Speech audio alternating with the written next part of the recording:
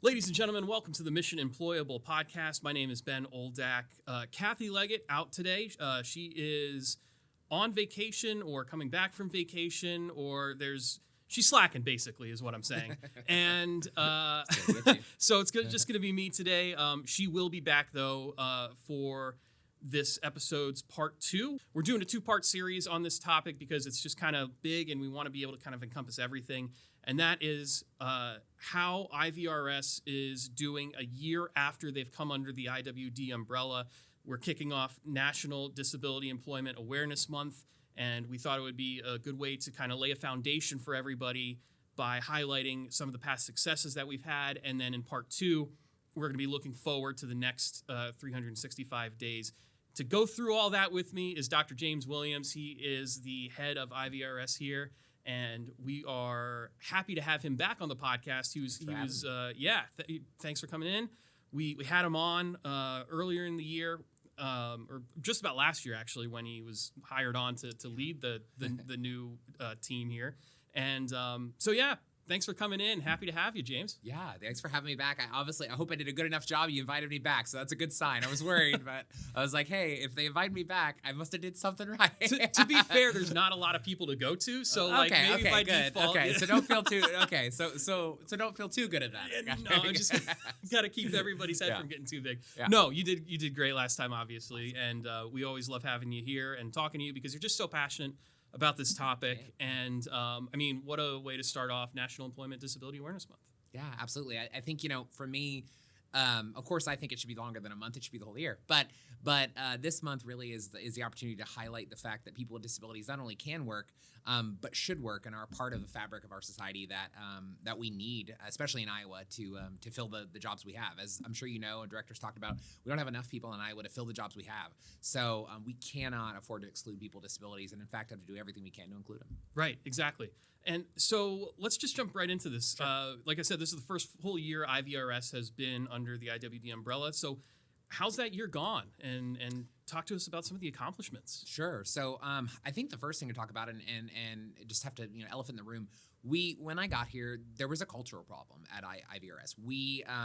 We had been through a really rocky transition, some of which was the fault of nobody. It was just it was kind of what happens when you go from one agency to another, right? Sure. There's lots of processes, there's lots of questions, there's lots of answers, there's lots of we don't knows.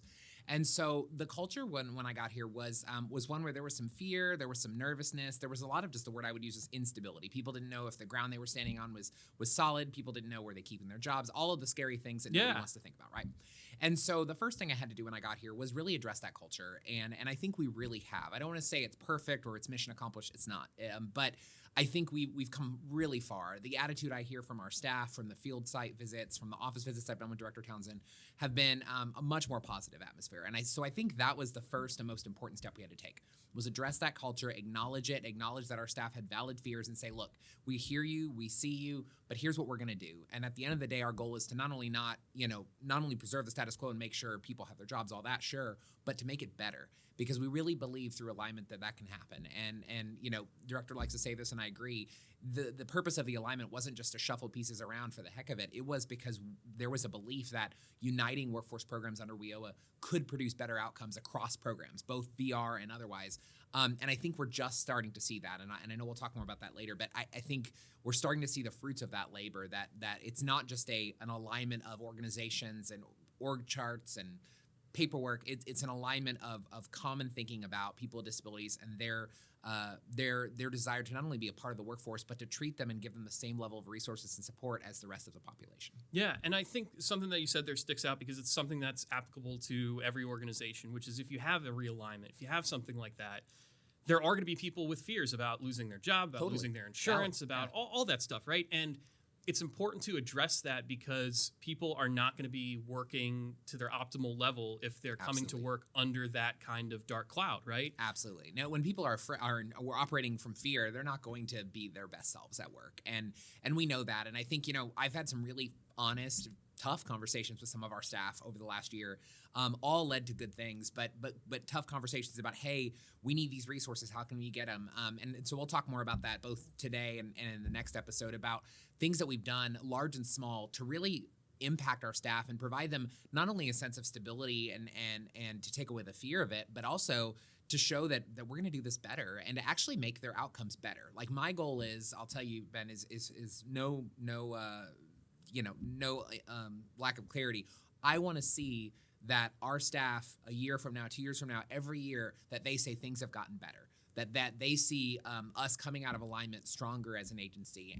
And I think they're starting to see that now. Hopefully a year from now, we'll be talking again and I'll give you even more examples of that, but I think we're going the right direction. Yeah. And so let's talk a little bit about some of the accomplishments that you've made, for Iowans coming to our agency. Obviously, we just talked about, changing the culture and kind of internal stuff, but what about like external accomplishments that we can share? Sure. So I think, one of the big ones, we could talk more about it if you like, but was the removal of our wait list.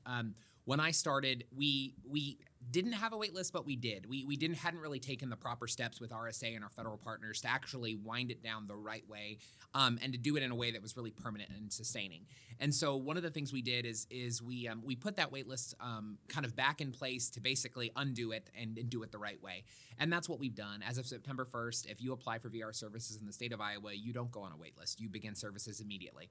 And I think, for us, it doesn't sound like a big deal, but it's a huge deal because when people are looking for a job, they don't have time to wait. Sure. And our expectation of having them wait is not reasonable. So really proud to see that happen. And it's something that, I've told my team, we don't want to look back. The goal is that we never have to return to a wait list or order selection status. And I feel pretty confident in saying we won't need to. So I think that's one important thing. The other thing we've had to do is really reestablish and establish better relationships with agencies around us, with organizations that do similar work. So of course, part of that is our IWD partners across divisions, right? Our folks in veteran services, our individuals in the AJCs and job centers. But then it was also, HHS partners, Health and Human Services, Medicaid, really making sure that we're building a coalition that in the state government level that is all driving towards competitive employment for people with disabilities, because that's the spirit of NDEAM, and that's what we're trying to achieve this month and bring awareness to. My goal is awareness isn't enough; it's about action. And so, I would change the A in awareness and NDEAM to action, right? It's about action. It's not just about talking about it. We're living it, and we're through substantive action are taking steps to actually make it more possible in Iowa to do that. Sure thing. I'm going to cut right here. Just watch the tapping on the table because it's totally fine. You can talk up here with your hands, that kind of stuff. It's just the reverberations will get picked up. We'll get picked up. Good so to know. no worries. Thank you. So let's talk a little bit about the waitlist thing. I want to kind of dissect those two accomplishments real quick. Is how long were people usually waiting for services? Sure. And then, how were you able to remove that wait list? Yeah, so it was usually a couple of months. So it's not years. Sometimes people think about wait lists and they think in terms of like a Medicaid waiver wait list with Medicaid in Iowa. Those wait lists can be literally a decade long, years long. Ours were usually a couple of months. I think still a wait though. No, for, still a for wait. People that that need well, work. and I tell people you have to put the wait in context of the VR system. So when you establish eligibility in VR, it takes months to do that. So you're adding those months to more months. And so it's really not just the wait list, it's eligibility period, it's application, it's how long we take to call you, all those things. Of course, some of those we can control, some of them we can't. Yeah. But I think for us, that was really what we were looking at. But again, in a matter of months, here's what was happening. One, either people were going and getting jobs on their own, which if they were, that's great, right? We support that. That's wonderful. They can always come back to us to get more support, and some of them do, but that's fine. But what I was more worried about, and what my staff was more worried about, is that people were in that time losing that interest in work and saying, especially with a significant disability, saying, you know what, I don't want to wait for VR. I'm just going to go back to, whatever I was doing before, whether that was, living at my parents' house, whatever.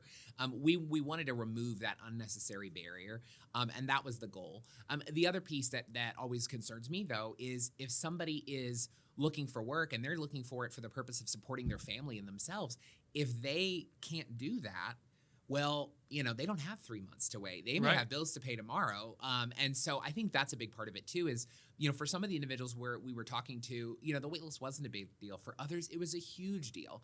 I also think, though, some of it is how do I say this? Some of it is a conceptual or a theoretical problem of people see the wait list as a barrier to employment. And we already have enough barriers to employment for people with disabilities. We need to be removing them, not adding them. Yeah. And so for us, some of it is really, I've used the word again, cultural, where we're trying to remove that barrier and make it one less obstacle to getting a job for someone with a disability.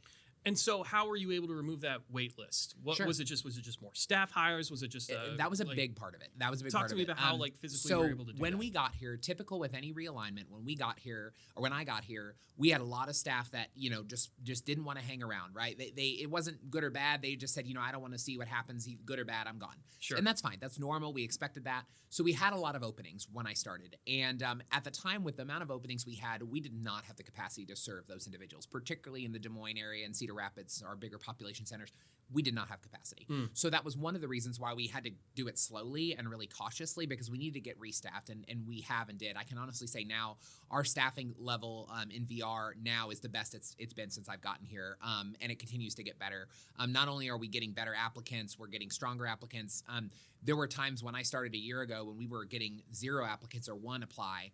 Now we're getting 10 apply, and half of them are good and really great people we want to consider, and we have to make a really tough choice, which is a great problem to have as an agency for VR. So that was one of the things. The other piece was money.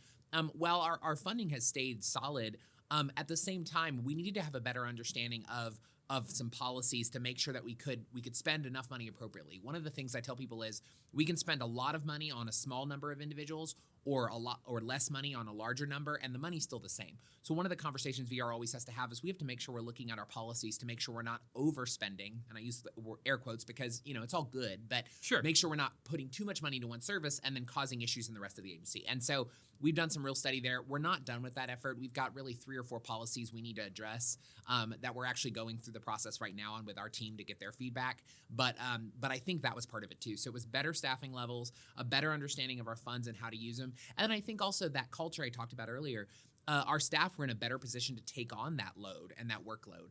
Because I'm not going to lie, opening those wait lists were tremendously difficult for our staff. They have had a tough summer. I wouldn't say a bad summer, but a tough summer. And so for them, they needed to be ready to face that. And I can say by and large, our team did an incredible job doing that. We, our staff, to give you an idea, when we knew these wait lists were going to be released and we knew thousands of people were coming into services, rather than wait to the end and scramble to serve them, our staff were making appointments. They were having conversations and knowing people were coming off. That way they got all their ducks in a row. And so when people were coming off the wait list, they were meeting with them back to back. And again, speeding up service delivery, which is always a good thing. Yeah, and then I remember the second part of your kind of the accomplishments was you were saying that you were making progress in working closely with organizations outside the agency. Absolutely. And what was the effort like there? Was it just kind of getting out and pounding the pavement, or Some of it was having conversations, meeting with partners. Sure. Some of it also was just us not being afraid to approach people and ask tough questions, or to propose radical, great ideas. So, for example, one of the things that we looked at with some of our providers is how we could utilize their capacity more in some creative ways. Our DIF grant has certainly been a part of that, and Iowa Blueprint for Change. I know you talked about that in a previous episode with my colleague Brandy, and I think that's been really helpful. I think the other piece that we had to talk about was what were ways that our colleagues and our partners across IWD could serve them. So, for example, it didn't need to just be VR. They could be served by career planners at a center. Why can't they? They absolutely can. So I think that's part of it too. Is it's not just partners even outside of IWD. It's partners outside of Title IV and outside of VR. Yeah. Is there something that prior to coming under the IWD umbrella that was more challenging to do that's now been made kind of easier? Couple of things for sure that come to mind. And some of these sound silly, but I promise you we deal with them day to day, they're not. One of them is technology. We had a very, very small technology and help desk department for VR. For a while, we had one person with a half person kind of pitching in as she could. So we've added capacity. So now we not only have 2 people dedicated for VR services and VR related applications, but we also have the IWD help desk that we never had before. And so now we have a whole team of wonderful people. I'm sure you know many of them. Oh, yeah. Ben, Burke, they're great guys.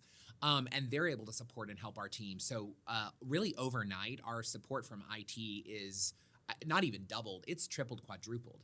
So our staff finally have some support there that they just haven't had in decades in VR. I don't know how they did it, to be honest. Yeah, before we got where we are now. And I mean, like it sounds small, but it's huge. You think about logistics and being able to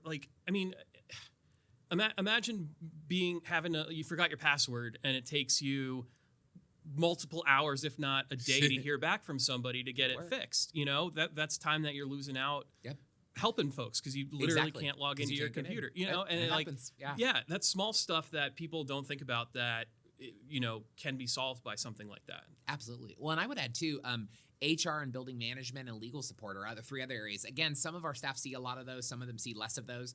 But you know, if we need help with a facility, we've got the building management team here that can help us. If we need help hiring and we don't know how to get through the DAS process, we've got a team here that's wonderful. Shout out to Cassandra and McKinsey, by the way, they're amazing, and who can help us. And then you know, legal. So we've always had an attorney, but our attorney was really by herself. She didn't have the support of a group of attorneys. Well, now at IWD we do have that. Yeah. So our attorney is a part of the IWD legal team. She's incredible, and so we have more support there. So really, I would say where I've seen the biggest difference, and this is so hard because I think some of our field staff don't see this like I do, but on the back end of it, where you, not the front end services, but the back end of the agency, we are so much stronger now than we ever have been, and actually have resources and help, and we're not alone anymore. We're not the island that VR was at the Department of Ed. We are a proud and strong partner of the rest of IWD, and it's been remarkable. I mean, even for me, over the last 12 months, I'm pleasantly shocked sometimes at the level of support we have now versus even when I started. Yeah, and just that efficiency to get things moving. Yeah. Now, what did we do in the last year to kind of work towards making it a more proactive attitude in terms of hiring folks with disabilities Sure. in you know, companies across the state? Because it's one thing Sure. to offer services and be reactive where, you know, people are coming, hey, I can't find a job, you know, I need you to help me get placed in a career. But the flip side of that is making it a proactive thought from some people in, you know, hiring positions to say, hey, look, we're going to go out and target this population or make this job accessible to this population. Absolutely. And there's a couple of ways in which we've done it, but I'm going to highlight one of them because I think it's really appropriate for this month. And that is our business engagement redesign. So when I got here, we had one person. She was amazing, Michelle Kreft. She's an incredible person. Yep, love Michelle. Yeah. So Michelle was an amazing one-woman army. She did so much. She did the job of 3 people. Yeah. I don't know how she did it, but she was one person, and she did the absolute best she could to engage businesses. She also had other duties as far as like representing us in the community. Somehow or another, she did it all. But one of the things her and I talked about, actually my first month that I worked at IWD and came to Iowa, is she said, hey, if I could build a team, I could do so much more. And at the time, it was a dream and an idea. But with the support of Director Townsend and with Kathy Anderson, my colleague in business engagement, we were able to make it happen. And so what we've done is really something that is first of its kind, really from what I've seen so far in the country. I know I've talked to other states that are looking at doing it.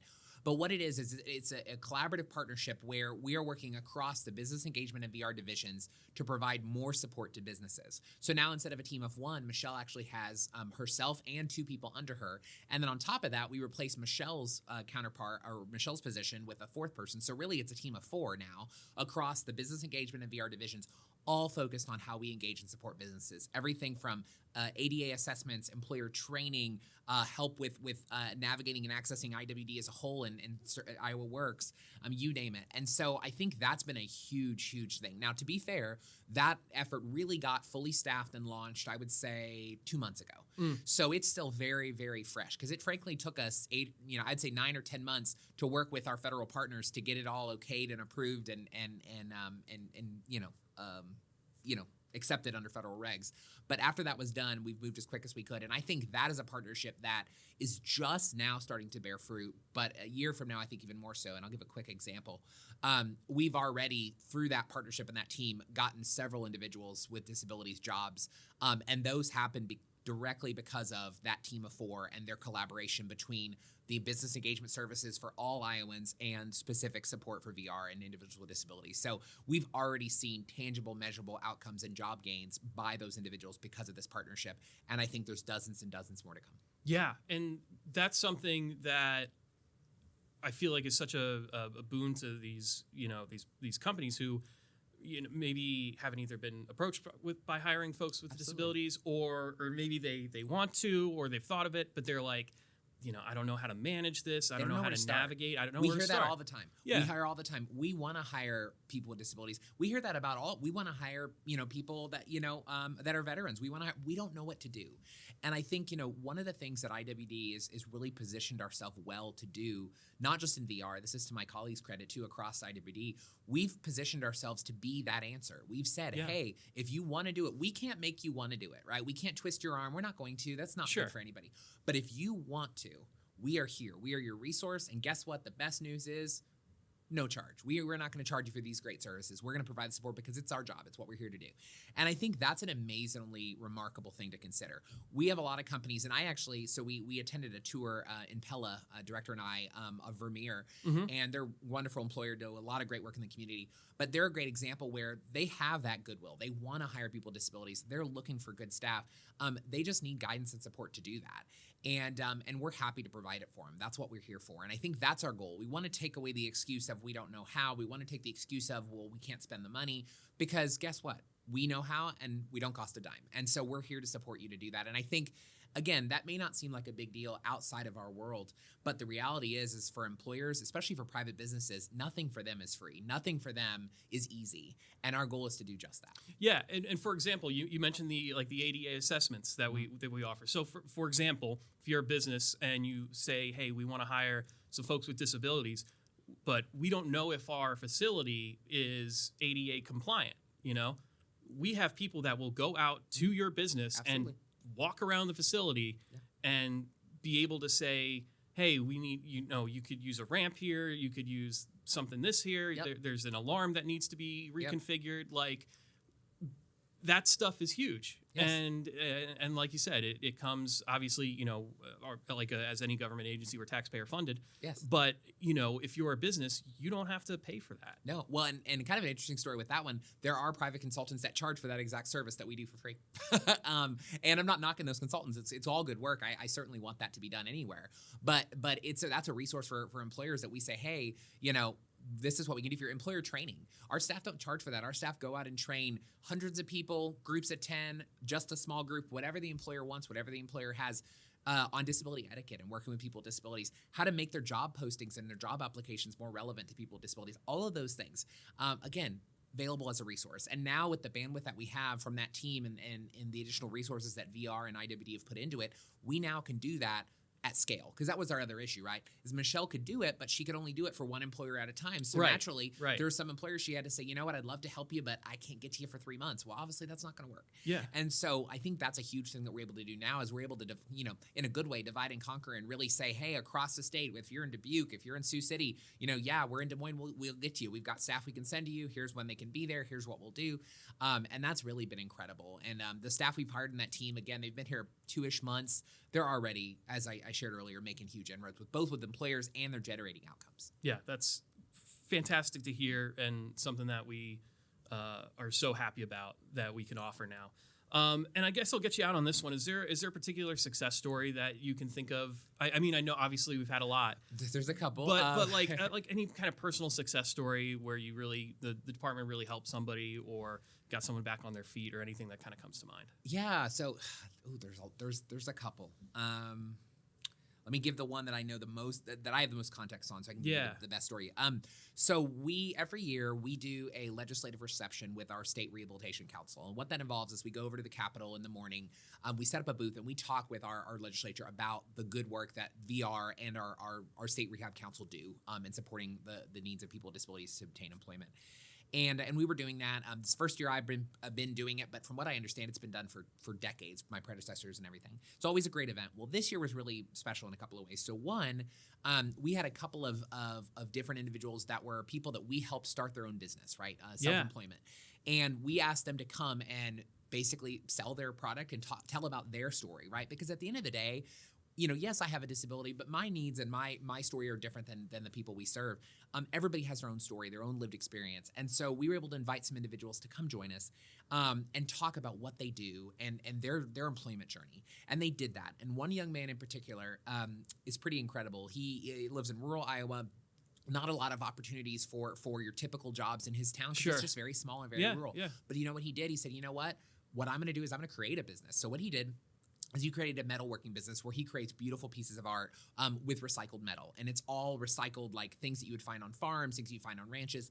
And so it's material that would go to waste and would go to the scrap heap and be nothing. And he makes it into incredible art. I mean, of course, I had to buy one thing because it was so cool for my son, which was a duck that was made out of a horseshoe and some really cool screws. That is the coolest thing. I've had a picture I'd show you. But I need to get a picture and then I'll show you next time. But anyway, so that's just one example. But he's somebody who is not only able to now work and support himself with his business, he's doing something he loves, and he's doing something that's good for the environment. He's doing something that creates opportunity in a part of the state that doesn't exist. He's doing incredible work, and he's just one example of the hundreds and thousands of people that VR supports every year to do work like that, whether it's a traditional job or self-employment. And to me, that's why we do what we do. When I have a rough day, when there's a lot going on, I've got a lot of paperwork, or there's something I don't want to do, honestly, I think about that young man. I think about the other people we support, and I remember, you know what? I can do this. Like, no matter how hard my job is, the work we're doing means something. It changes the world. My staff and I change the world. And I know that we do that, even though some days we don't feel like it. And some days we feel like, oh gosh, another day in state government. You know what?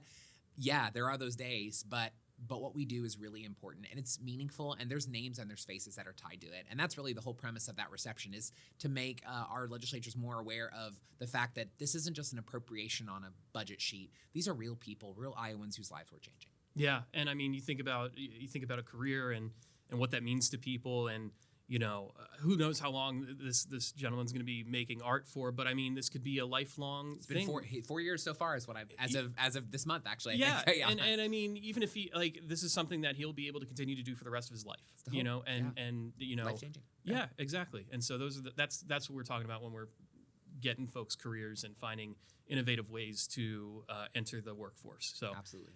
James, thank you so much for stopping in today.